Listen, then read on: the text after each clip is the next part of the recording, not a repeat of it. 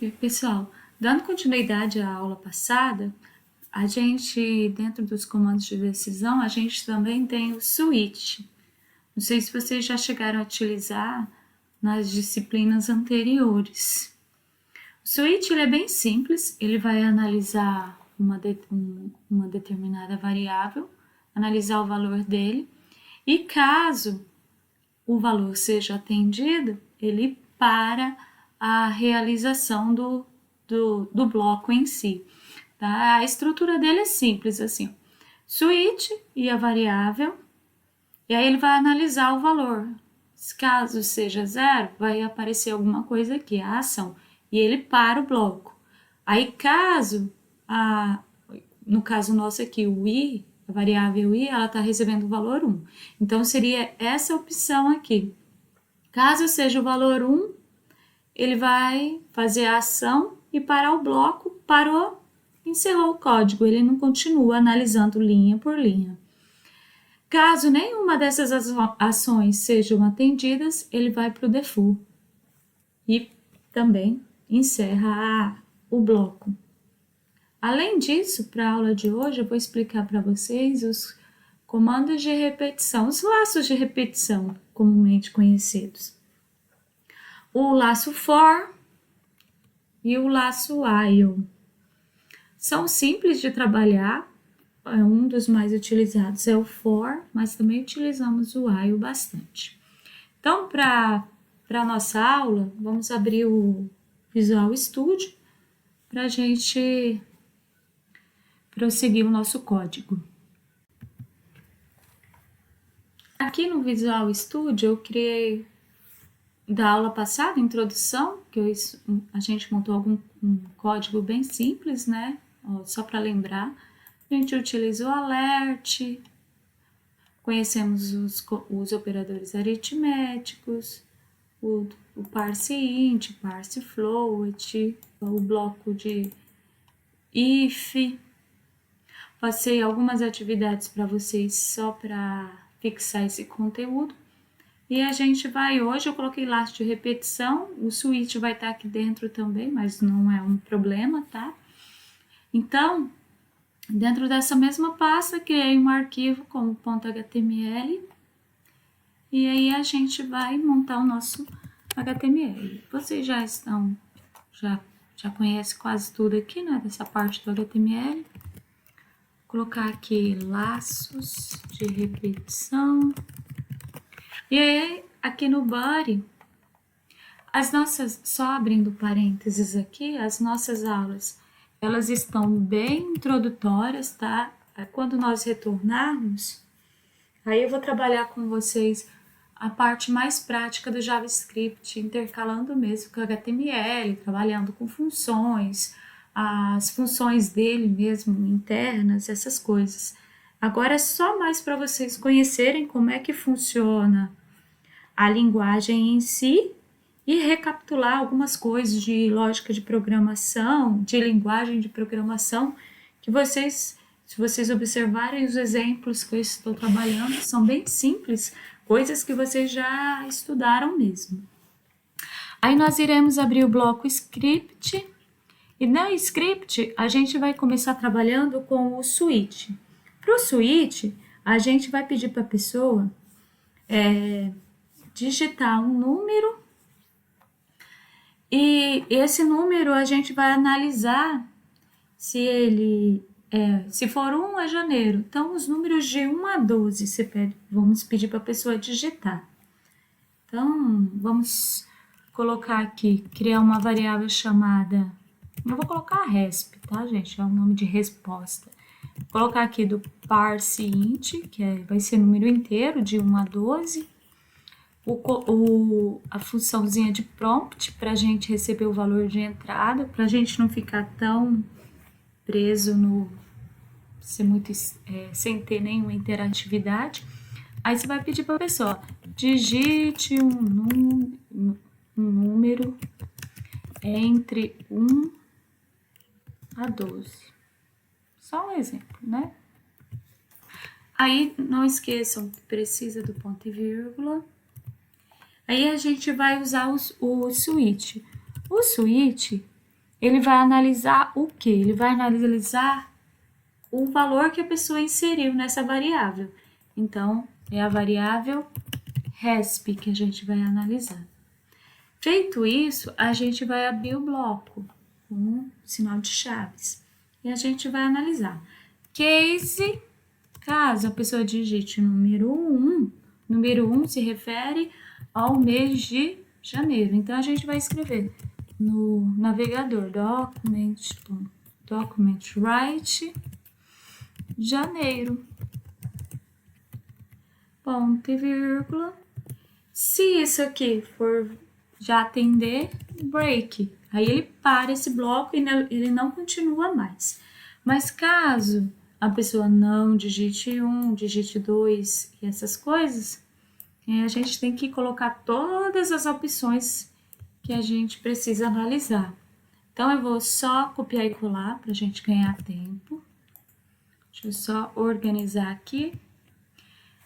Caso a pessoa digite 2 fevereiro.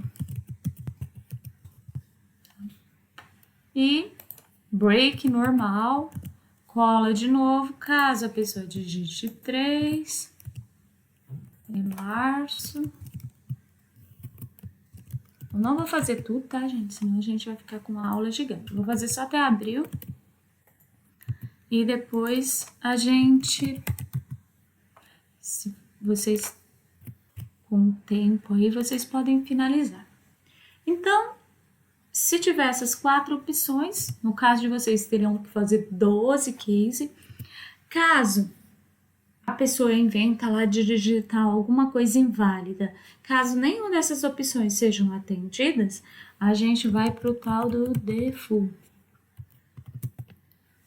Esse aqui. E aqui a gente escreve valor inválido na tela. Vai que a pessoa não digita nenhum, né? Inválido. E break. Sempre tem que ter o break para ele parar o bloco, senão ele fica executando internamente. É isso. Aí vamos só visualizar, vamos só atualizar a página aqui. Vou digitar 2. 2 é fevereiro. Eu vou digitar esse número aí, inválido. Então, um bloco de switch é bem simples de trabalhar, não é complexo. Prosseguindo aqui, eu só vou comentar essa linha.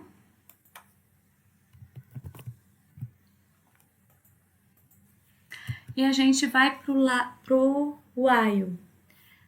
O while, a gente vai escrever os números de 1 a 10. Para a gente trabalhar com ele automaticamente, ele precisa de a gente criar uma variável antes e inicializar ela. Aí a gente vai para a estrutura normal. Se isso aqui der verdade, ele entra no bloco, tá? Então, a gente vai escrever os números de 1 a 10. Então, o contador aqui, enquanto ele for menor ou igual a 10, ele vai executando o bloco, o que estiver aqui dentro. Então, inicialmente, a gente precisa inicializar a variável, depois a gente precisa dizer até que valor que ela vai, e isso aqui, se ele for verdade, ele vai escrever na tela document.write. Ele vai escrever o quê? Os números. Eu vou colocar com a quebra de linha aqui, porque senão vai ficar todos os números juntos. Só vou escrever um BR aqui. Além disso, se a gente precisa colocar o contador. O que é o contador? Senão, a variável iniciou em 0. Se eu não colocar um contador aqui, ela vai continuar em 0, vai ficar um loop sem fim, né? Então, eu preciso inicializar e ir incrementando essa variável. Então, sempre tem que executou o bloco uma vez, no 0 tinha 0, agora ele vai adicionar mais 1. Então, ele agora está valendo 1. Então, o contador aqui, 1 é menor ou igual a 10? Ah, é verdade ainda. Então, ele vai executando. Quando isso aqui chegar ao 11, 11 é menor ou igual a 10? Não, né? Então, aí ele finaliza o bloco. Mas ele precisa ter um contador. Se ele não tiver isso aqui, aí o bloco vai ficar sempre no 0, 0, 0, aí vai dar problema. Só vamos visualizar lá, do 0 ao 10. Se vocês quisessem ir até o 100, é só mudar aqui e colocar 100. Ah, até o 1000 também.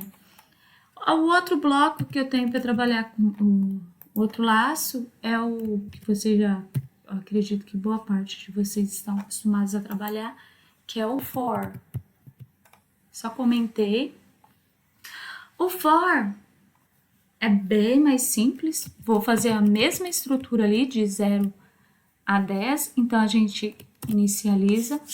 Primeira coisa, inicializar a variável, ponto e vírgula. Depois, essa variável vai até quando, né?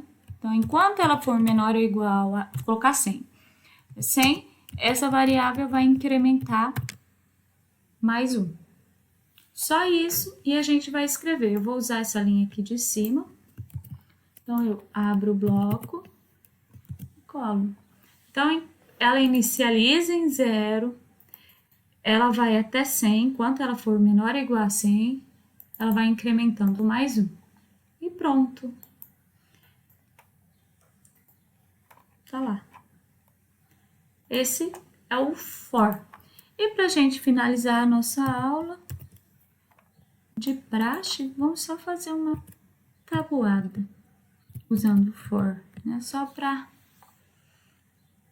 não ficar tão, né? Falar assim. Então, a gente vai... Uma tabuada de um número qualquer, tá, gente? Então, vou colocar aqui, ó. Tabuada de um número qualquer. Então, a pessoa vai ter que digitar o número.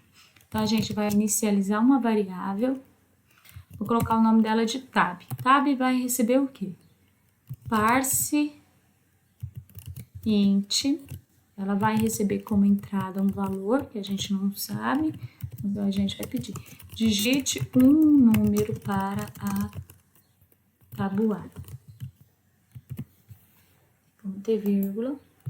A gente vai fazer a tabuada nossa com um laço for. Aí a gente vai colocar for. A gente vai inicializar o nosso contador. Então, i recebe 0. I vai, enquanto ele for menor ou igual a 10. O 0 aqui é a tabuada normal, tá? 0 até 10. O 10 aqui são as linhas. Ele vai incrementar mais 1.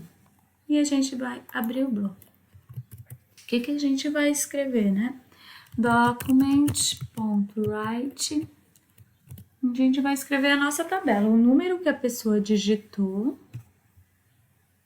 vezes o número da tabuada da pessoa. Aí a gente vai colocar, para ficar na estrutura da tabuada que vocês conhecem, por exemplo, para ficar assim, ó.